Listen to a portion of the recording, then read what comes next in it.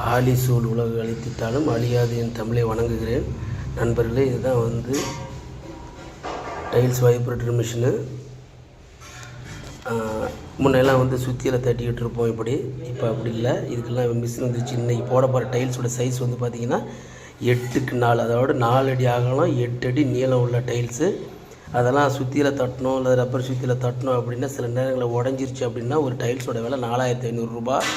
வீட்டுக்காரங்களுக்கு நஷ்டம், நமக்கு வேலை அதிகம். இப்போ அதுக்காக பார்த்திங்கன்னா டைல்ஸ் வைப்ரேட்டர் மிஷின் இப்போ வந்திருக்கு. இது எப்படின்னா பேட்ரி இப்போ நம்ம இன்செர்ட் பண்ணிடுறோம். அப்படி இன்செர்ட் பண்ணிடுறோம். இதில் பார்த்திங்கனாக்கா இது ஆன் 12லேருந்து 1 வரைக்கும் நம்ம வச்சுக்கலாம். இப்போ 12 காட்டுதா, 12, அடுத்தது 11, 10, 9, 8 இப்படி குறைஞ்சிக்கிட்டே வரும். எவ்வளோ தேவையோ நம்ம வச்சுக்கலாம். குறைச்சி வச்சோம்னா குறைச்சி வைப்ரேட்டர் ஆகும். அதிகமாக வச்சோம்னா அதிகமாக வைப்ரேட்டர் ஆகும். இதை அப்படியே நம்ம கலவை இழுத்து பாலை ஊற்றிவிட்டு கல்லை வச்சு அப்படி ப்ரெஸ் பண்ணி எந்த இடத்துல தேவையோ அந்த ப்ரெஸ் பண்ணோம்னாக்கா